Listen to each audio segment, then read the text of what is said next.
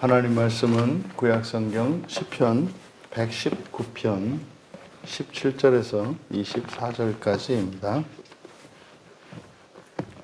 우리 같이 한 목소리로 함께 읽겠습니다. 주의 종을 후대하여 살게 하소서. 그리하시면 주의 말씀을 지키리이다. 내 눈을 열어서 주의 율법에서 놀라운 것을 보게 하소서. 나는 땅에서 나그네가 되었사오니 주의 계명들을 내게 숨기지 마소서. 주의 규례들을 항상 사모함으로 내 마음이 상하나이다. 교만하여 저주를 받으며 주의 계명들에서 떠나는 자들을 주께서 꾸짖으셨나이다.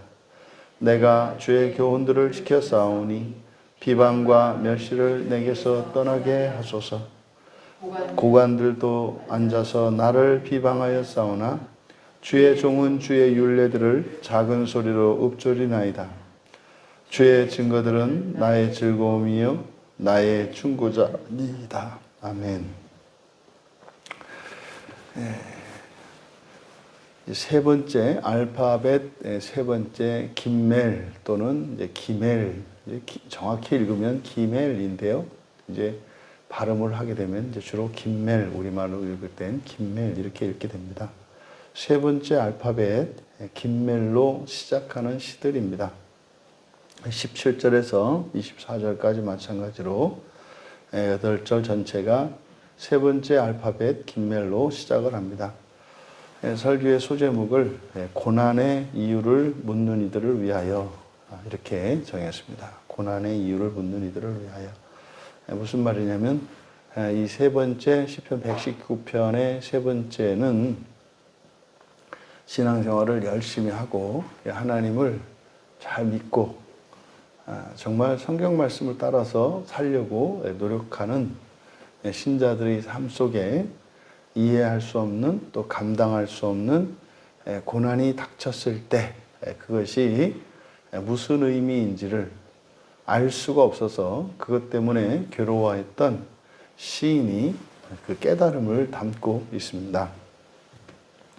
17절에 그래서 이 시는 17절 그러니까 세 개의 청원 기도문으로 되어 있어요. 뭐 해주십시오, 뭐 해주십시오.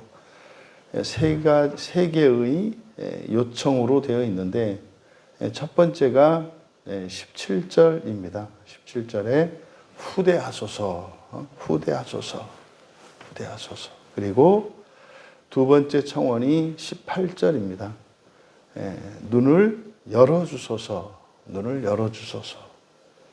그리고 이제 세 번째 청원이 22절입니다. 22절에 비방과 멸시를 떠나게 하소서. 이렇게 세 개의 청원문으로 청원이 들어가 있습니다. 그럼 먼저 첫 번째 17절에 당신의 종을 후대하소서. 그러면 내가 살 것이고 당신의 말씀을 지킬 것입니다. 그러니까 지금 여기 17절에 후대하소서, 후대하여 살게 하소서 이렇게 되어 있습니다만 후대하소서 그러면 내가 살 것이고 당신의 말씀을 지킬 것입니다. 이렇게 돼요. 그럼 여기서 후대하다라고 번역한 말이 가말이라는 말이거든요. 가말의 기억으로 시작을 하잖아요. 가말. 이 가말이라고 하는 단어가 그러니까 꽉 차게 대해주는 겁니다.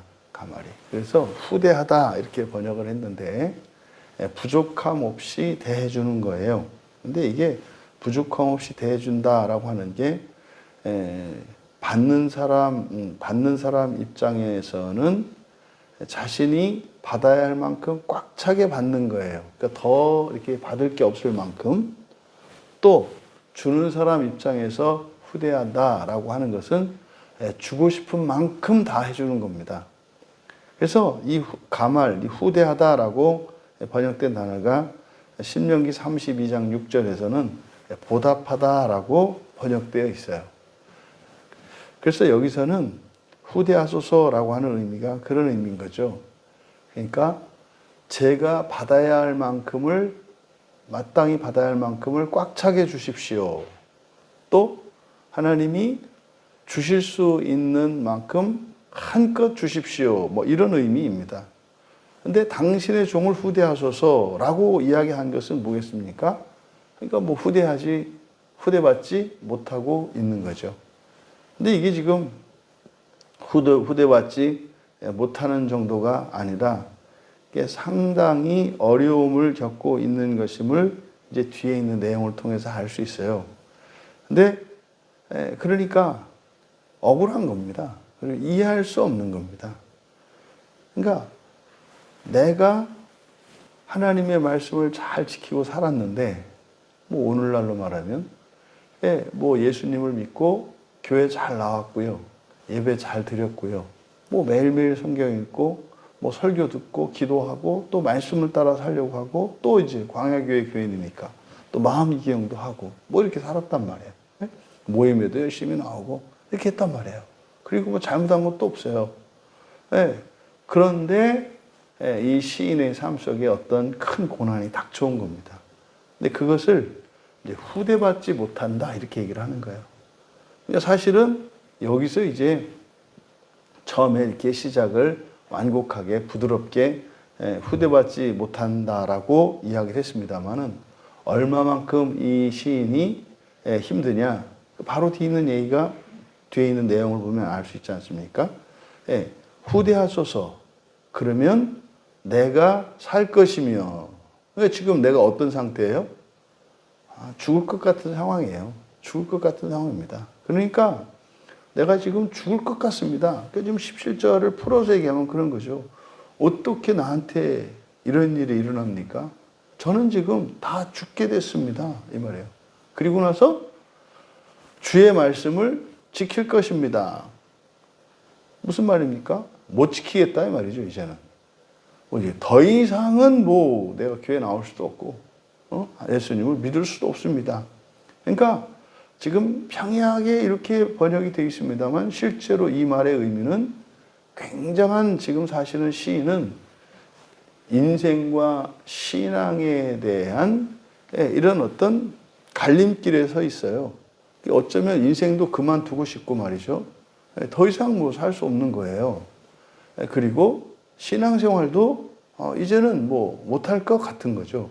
이게 이제 17절의 이야기입니다.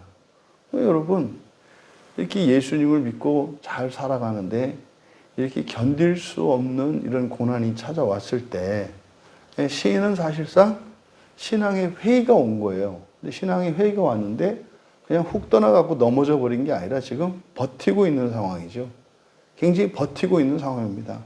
그래서 제발 저 좀 살려주십시오라고 기도하는 내용입니다.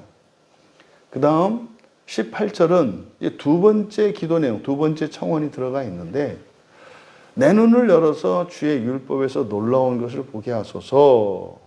여기서 이제 내 눈을 열어주십시오. 이제 갈라, 덮개를 벗기는 겁니다. 마치 이제 바울이 처음에 이제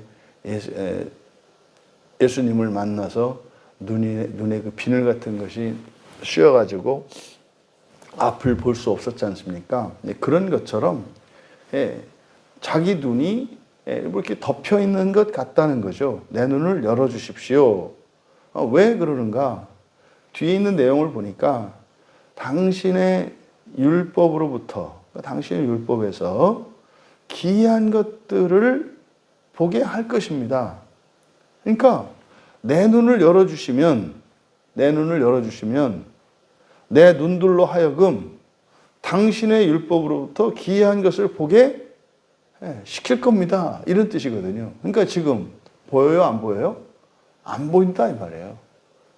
그러니까 뭐 성경을 읽는데 그럴 때 있지 않습니까? 뭐 은혜가 되기는 고사하고 이게 무슨 아무런 의미도 없고 향기도 없고 전혀 감흥도 일어나지 않는 거예요. 그러니까 그냥 뭐 가나다라 글자로만 보이지 이게 어떤 의미도 나에게 주지 않고 내 생각과 내 가슴에 와닿는 게 전혀 없어요. 그러니까 지금 시인은 말입니다. 17절에서 자신이 어떤 고난을 만나서 지금 죽을 것 같은 상황이란 말이에요. 그리고 신앙도 포기해야 될 것 같단 말이에요. 그런데 이 시인은 말이죠. 그 해답을 지금 현재 자신이 겪고 있는 무엇인지 모르겠습니다만은 정말 생명도 포기하고 싶고 신앙도 포기하고 싶은 이 상황에서 해결책, 해답이 무엇이라고 생각을 하냐면 그 문제가 바뀌는 게 아니라 내 눈이 열리는 게 해답이라고 이야기하는 거예요. 그러니까 지금 우리들이 생각하는 일반적인 고난에 대한 반응과 매우 달라요. 이 시인은 일반적이지 않습니다. 그러니까 17절에서는 막 신앙도 그만둘 것처럼 이야기하더니 18절에 있는 내용은 뭡니까? 하나님의 말씀이 여기 이제 토라니까 그냥 율법이거든요. 그러니까 이 율법이라고 하는 이것은 기본적으로 모세오경을 가리킨단 말이에요. 그러면 이 모세오경, 이 모세의 율법으로부터 그러니까 무엇인가를 얻을 수 있는 거예요. 이거를 뭐라고 얘기했냐면 기이하게 된 것, 우리말 성경으로는 놀라운 것이라고 되어 있는데 그대로 직역하면 기이하게 되어진 것이에요. 기이하게 되어진 것. 그러니까 기이하게 되어졌다는 게 뭐냐면 말이죠. 우리들이 말씀에서 답을 얻을 때가 있잖아요. 말씀에서 답을. 그러니까 여러분 어느 날 뭐 굉장히 이렇게 마음이 힘들고 삶이 어려운 문제가 있었는데 말씀 한 구절에 뭐 상황은 하나도 안 바뀌었어요. 그런데 거기서 답을 얻는 것. 이거를 시인은 기이하게 되어진 것이라고 말한다고요. 기이하게 되어진 것. 그러니까요. 당신의 율법으로부터 기이하게 된 것들을 보게 할 것입니다. 그러니까 18절은요. 시인이 그동안 어떻게 살아왔는지를 알 수가 있어요. 시인은 살면서 이런저런 어려움을 만나고 견딜 수 없는 이런 상황에 만났을 때 이 시인은 성경에서, 우리는 성경이죠. 성경에서 해결책을 얻었던 겁니다. 그런데 이번은 다른 거예요.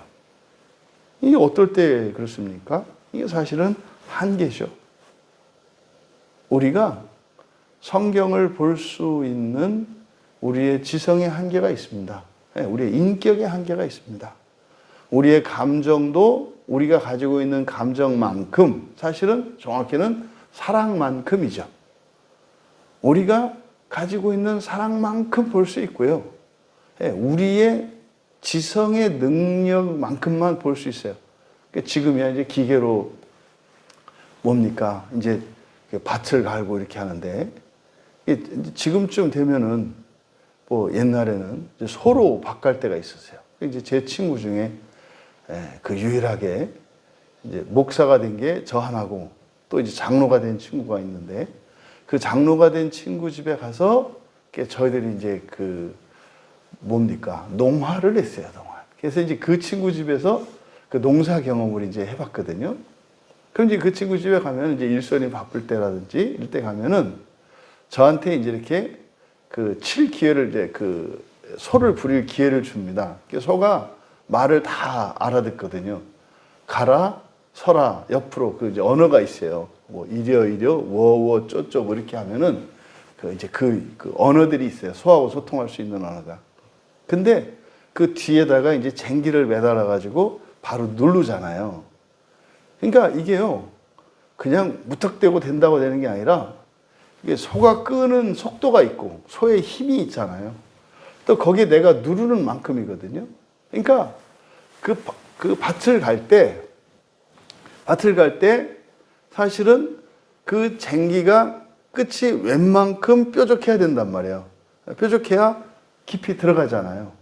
그 다음에 누르는 힘이 있어야 되고 앞에서 끄는 소의 힘, 이게 삼박자가 맞아야 잘 가거든요. 그러니까 성경도 마찬가지입니다. 그러니까 사실은 성경은 우리 마음을 가는 거거든요.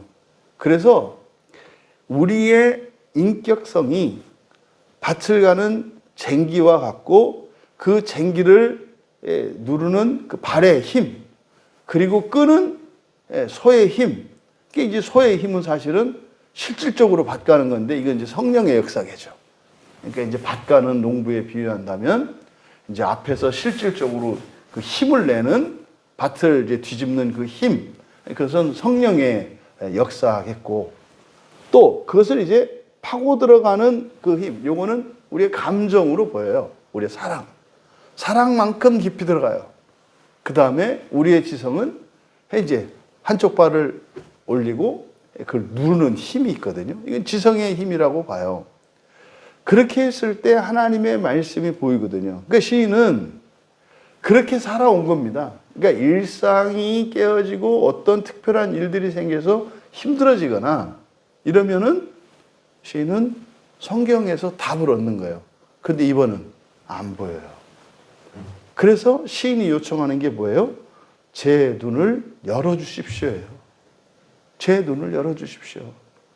설교도 들리지도 않고 성경이 읽히지도 않고 기도가 되지도 않고 이제 완전히 그냥 고립무원의 상태인 거죠.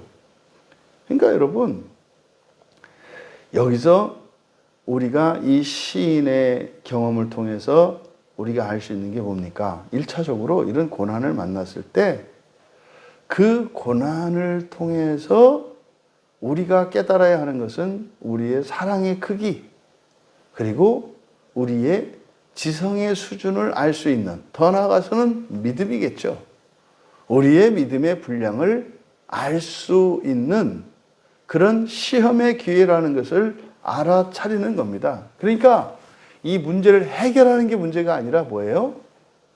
이러한 상황 속에서 내가 성경을 읽을 수 있고 설교를 들을 수 있고 거기에서 답을 얻어서 내 마음이 기경되는 이것이 사실은 고난의 의미라는 것을 우리가 알 수 있습니다. 19절에 나는 땅에서 나그네가 되어 싸우니 주의 계명들을 내게 숨기지 마십시오. 이렇게 되어 있는데 여기서는 나는 땅에서 나그네입니다. 이렇게 되는 거예요. 나그네입니다. 나는 땅에서 나그네입니다. 당신의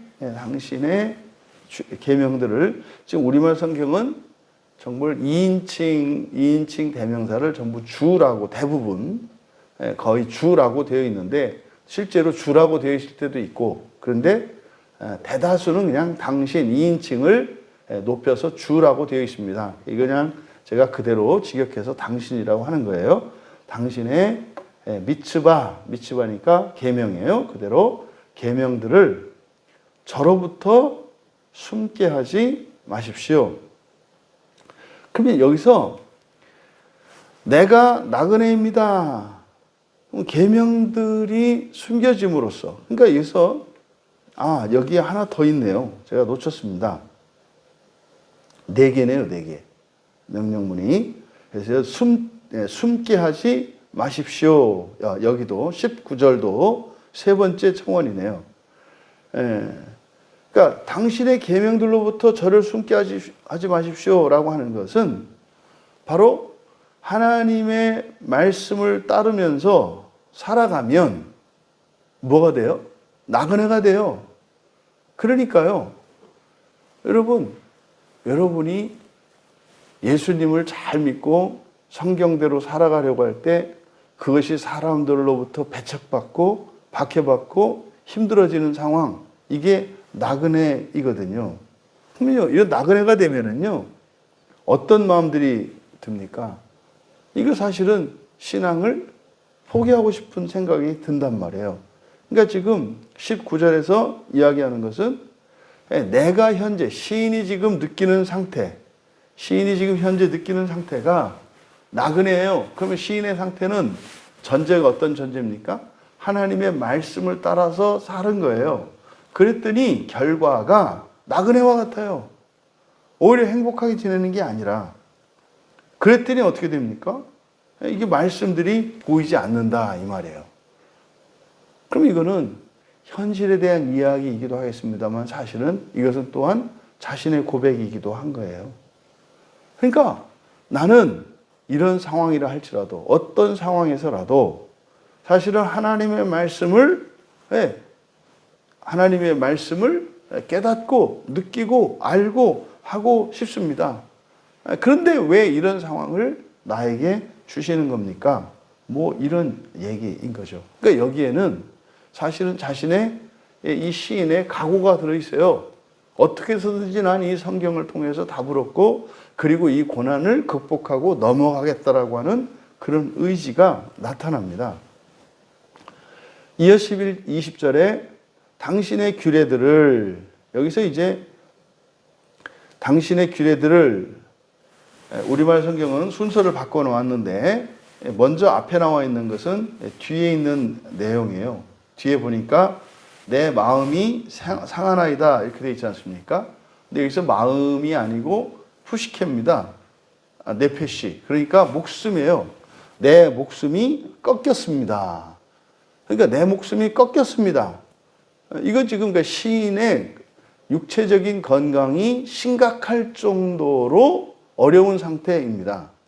예, 내 목숨이 꺾였습니다. 근데 그 이유를 뭐냐면 모든 시간에 우리말은 이제 항상이라고 되어 있죠. 모든 시간에 당신의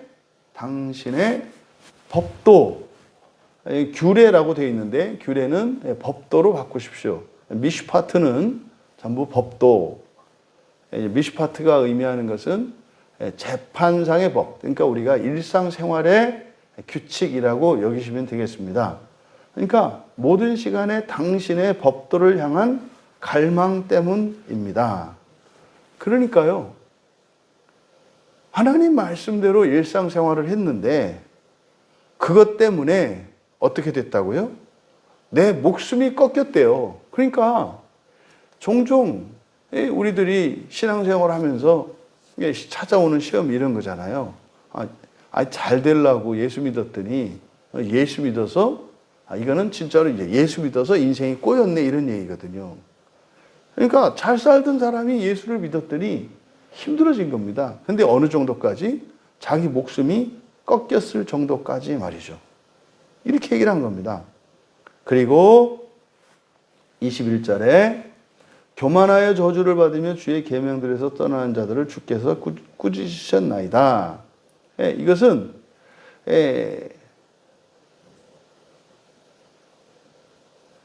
교만하여 저주를 받으며 주의 계명들에서 떠나는 자 이렇게 되어 있는데 교만하여 저주받은, 그러니까 저주받은 거만한 자들, 원래 이렇게 되어 있거든요. 저주받은 거만한 자들, 교만하여 저주를 받은 게 아니라 저주를 받은 거만한 자들이에요. 그러니까 거만해서 교만한 것하고 저주받은 거만한 것은 달라요. 그러니까 교만하여 저주받은 자들은 어떤 뜻입니까? 잘 나가다가 망한 사람을 얘기하는 거고요. 그런데 성경은 그게 아니라 저주받은 거만한 자들이에요. 그러니까 지금요, 잘 나가고 있는 사람들이에요. 근데 왜 저주받았다고 할까요? 그들은 하나님 말씀과 상관없이 살아가요. 그러니까 하나님 말씀과 상관없이 살아가는 사람들을 말하는 거예요. 근데 이 사람들이 뭡니까? 그 어떤 사람들이냐? 여기서 저주받은 거만한 자들이라고 한 것은 여기서 잘 나간 것을 의미하기도 할 수도 있는데 바로 이제 그게 뭔지를 뒤에서 설명하는 거예요. 이게 뭐냐면 당신의 계명에서 떠나는 자들. 그러니까요, 계명에서 떠나는 자들을 뭐라고 얘기하는 거예요? 거만하다고 얘기한 거예요. 그러니까 무슨 말입니까? 그러니까 먹고 살만하니까 떠난다 이 말이에요. 먹고 살만하니까 떠난다 이 말이에요. 그런데 그들을 당신은 꾸짖으셨어요. 이게 무슨 말입니까? 이렇게 신앙생활하면서 보니까 이렇게 일이 잘 됐다 그래서 뭐 좀 이렇게 뭐 잘 나간다 그래서 이제는 뭐 하나님 말씀을 버리고 떠나가는 사람들을 보면은 하나님이 징계하시는 걸 얘기하는 거예요. 그런데 이게 자신하고는 맞지 않는 상황이에요. 내가 떠나지 않았거든요. 심지어는 그 하나님 말씀을 더 알고자 이렇게 노력을 하거든요. 안 되거든요. 그러니까 지금 21절이 밝히는 내용은 나하고는 맞지 않는 상황이잖아요. 이런 표현이에요. 그러니까 저주받은 거만한 자들을 꾸짖으셨지. 다시 말해 누구라고요? 계명에서 이탈한 사람들을 꾸짖으셨지. 이 계명을 따라 살아가는 자를 꾸짖는 분이 아니시잖아요. 이런 뜻입니다. 그러니까요, 나는 그런 사람이 아닌데 왜 나를 이렇게 꾸짖으십니까? 그러니까 지금 시인은 이렇게 강하는 고난을 뭐라고 생각하는 거예요? 하나님이 꾸짖으시는 거라고, 징계하는 거라고 생각한 거예요. 근데 내가 매맞을 일을 한 게 없어요. 여러분, 여러분들은 이제 많이 들으셨고 이제 아실 거예요. 무슨 말인지. 이게 뭡니까? 이게 신앙의 한계죠. 우리가 신앙의 한계를 만나는 거는 한계가 상한선이 있고 하한선이 있다는 거죠. 그러니까 지금 21절에 있는 얘기는 시인은 그동안 어떻게 알았던 거예요? 하한선만 알았던 거예요. 하한선만. 그러니까 이탈하면, 말씀을 떠나면 하나님이 돌이키게 하시려고 징계하는 것을 알았단 말이에요. 근데 이 시인이 이 한계를 만난 거예요. 그러니까 이게 뭐예요? 이건 원래 하나님이 징계하실 때 징계하시는 건데 나한테 징계하실 일이 없는데, 두 가지 경우예요. 저만 모를 때가 있고, 지가 징계받을 게 있는데 저만 모를 때가 있고, 근데 어쨌든 시인은 그건 아닌 거예요. 자기 생각에. 그건 아닌 거예요. 그리고 실제로 보면은 아니에요. 뒤에 있는 내용을 보면. 그러니까 여기서 이제 시인이 깨닫는 게, 그 다음에 이제 22절에 있는 네 번째 청원이죠. 22절에 있는 네 번째 청원, 비방과 멸시를 떠나게 해주십시오. 이거는 이제 깨달음이에요. 이거는 앞에서 1절에서 했던 그것과는 다른 청원이에요. 그러면 21절과 22절 사이에는 그 깨달음이 있어요. 어떤 깨달음? 내가 당하는 고난은 나는 이게 하나님이 쳐서 징계하셔서 겪는 고난이라고 생각을 했는데 그게 아니구나. 여러분, 이 하한선만 있는 게 아니라 무엇도 있다고요? 상한선이 있다고요. 상한선은 뭡니까? 한계를 넘는 거죠. 신앙의 한계, 인생의 한계를 넘는 거죠. 그것을 깨달은 겁니다. 그러니까 앞에서 17절에서 이야기했던, 이렇게 17절에서 후대하십시오. 내가 나를 마땅히 받아야 될 대우를 받게 해주십시오라고 했던 것은 바로 이것 때문이었던 거죠. 그리고 실제로 눈을 열어달라고 했던 그것이 여기서 그대로 지켜진 거죠. 그리고 나서 이제 22절에 내가 주의 교훈들을 지켰사오니 비방과 멸시를 내게 해서 떠나게 해 주십시오. 그러니까 내게 비방과 멸시를 떠나게 해 주십시오. 여기 이제 갈 날이거든요. 그러니까 이제는요, 이게 끝나도 되겠다는 거예요. 왜냐하면 내가 주의 증거는 에다거든요. 그러니까 이 에다는 넓은 의미죠. 하나님이 말씀하신 거니까. 그 위에서 사용된 하나님의 말씀들은 율법 얘기했고요. 따바르, 그리고 율법, 계명, 법도, 이렇게 얘기한단 말이에요. 20절은 법도, 그리고 19절, 21절은 미츠바, 계명을 이야기했단 말이에요. 그러니까 우리가 이 세상을 살아갈 때 하나님의 모든 계명과 법도를 다 지키지는 못해요. 근데 그렇다고 해서 사실은 예수님을 믿는 사람들이 하나님의 말씀을 또 지키기도 하잖아요. 지키는 것도 있고 못 지키는 것도 있잖아요. 그러니까 시인은 과거에 어떻게 생각했던 겁니까? 조금이라도 어기면 하나님이 징계한다고 생각을 한 거예요. 그래서 어쨌든 다 지킨 거예요. 그런데 자신에게 고난이 찾아왔어요. 그러니까 이거는 지키지 않을 때 와야 되는 건데 이게 뭔 일인가 생각을 했단 말이에요. 그런데 이제 깨달은 거죠. 그 고난이 징계의 의미로서만 온 것이 아니라 사실은 한계를 넘는 시험의 도구로도 쓰인다고 하는 것을 깨달은 거예요.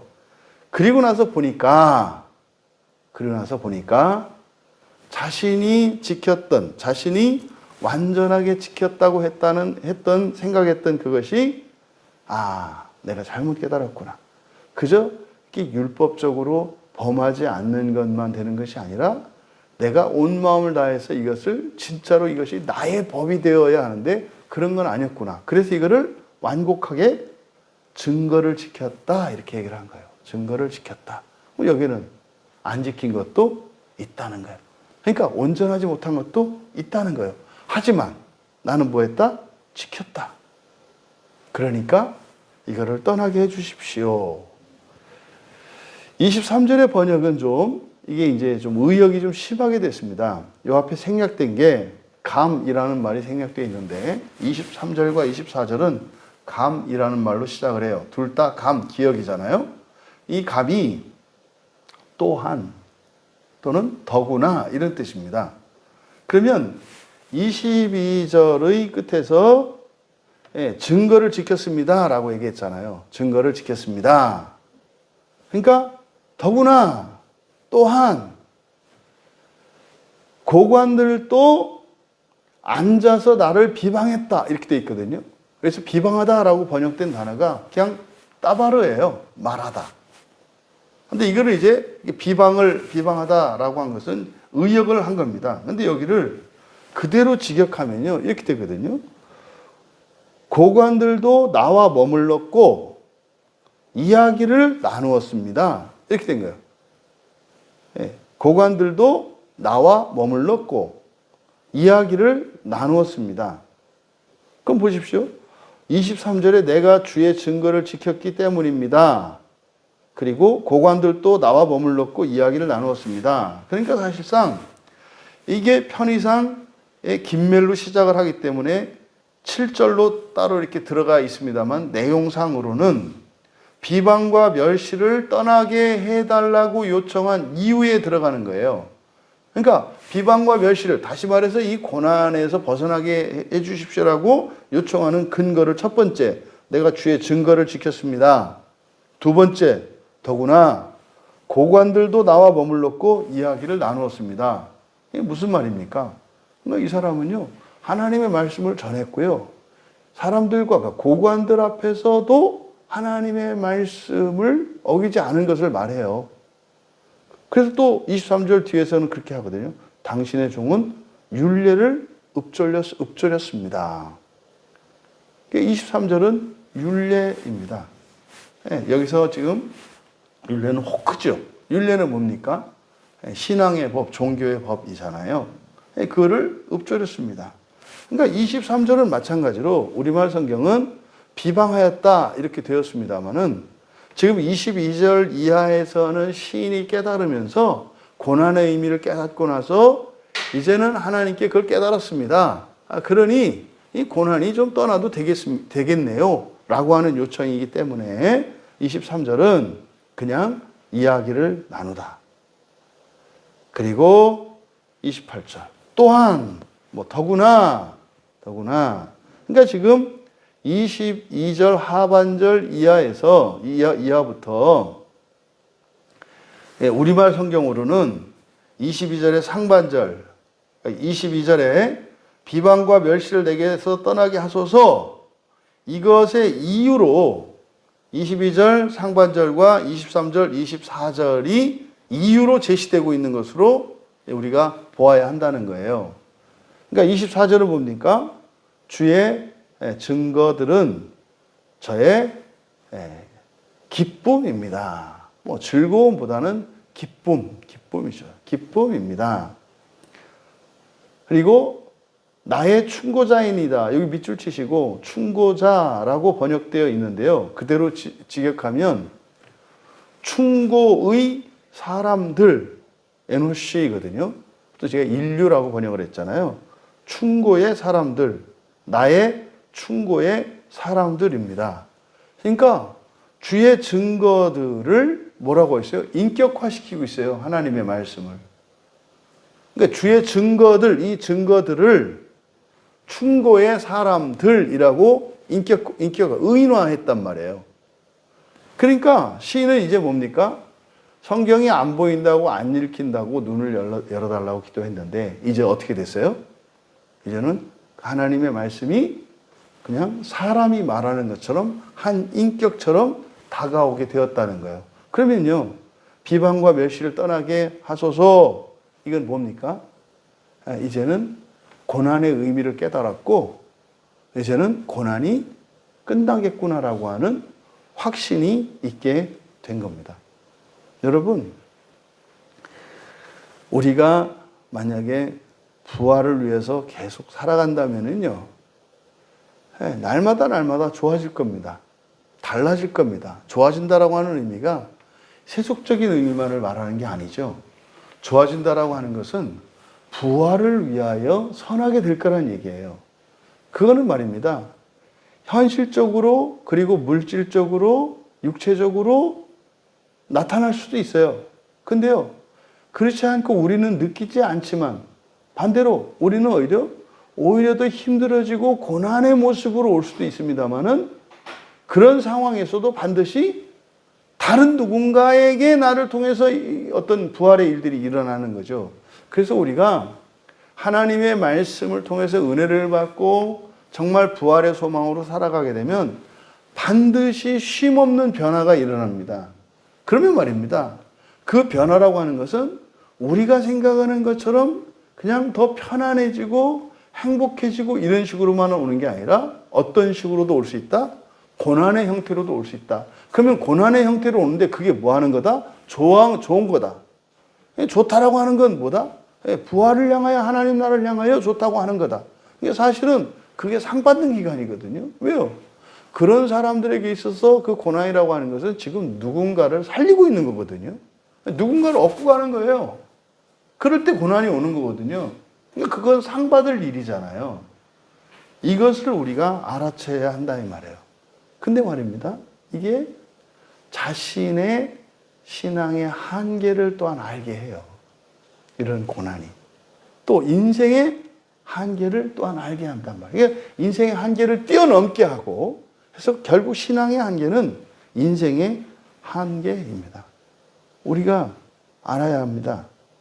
우리가 정말로 하나님 나라 소망을 가지고 살아간다면 고난의 형태로 오든지 심지어는 유혹의 형태로도 옵니다. 이거는 반드시 찾아오는 거예요. 그러니까 여러분들이 일상생활이 뭐 잘 되고 하는 이런 일들도 있을 수 있습니다만은 반대로 어려워지는 일들도 있을 수 있다. 이게 뭡니까? 사실은 누군가를 살리는 일이고 자신에게는 한계를 넘는 시험이다라고 하는 겁니다.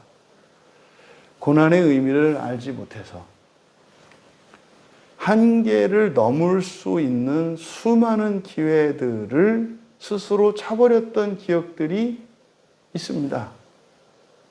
심지어는 그것을 알지 못했던 이들도 하나님의 말씀을 알게 되면 그걸 깨닫게 됩니다.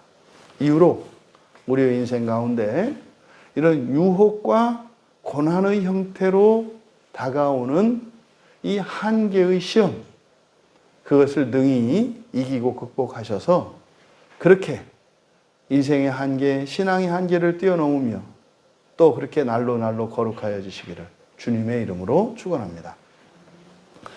존귀하신 하나님, 하나님 나라를 위하여 살아가는 신자들의 삶 속에는 반드시 변화가 계속되는 것임을 믿습니다.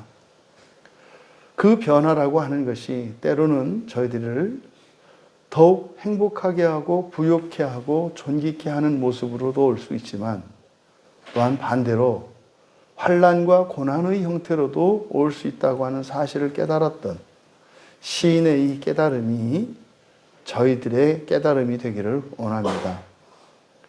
고난으로 인하여 하나님 나라를 향하여 나아가는 거룩한 순례의 삶을 중단하지 않게 하시고 오히려 더욱더 하나님의 은혜를 구하며 우리의 영적인 힘을 키우고 그래서 우리의 인생의 한계를 뛰어넘으며 이 세상을 구원하며 살아가는 저희들이 되게 하옵소서. 감사하며 예수님의 이름으로 기도하옵나이다.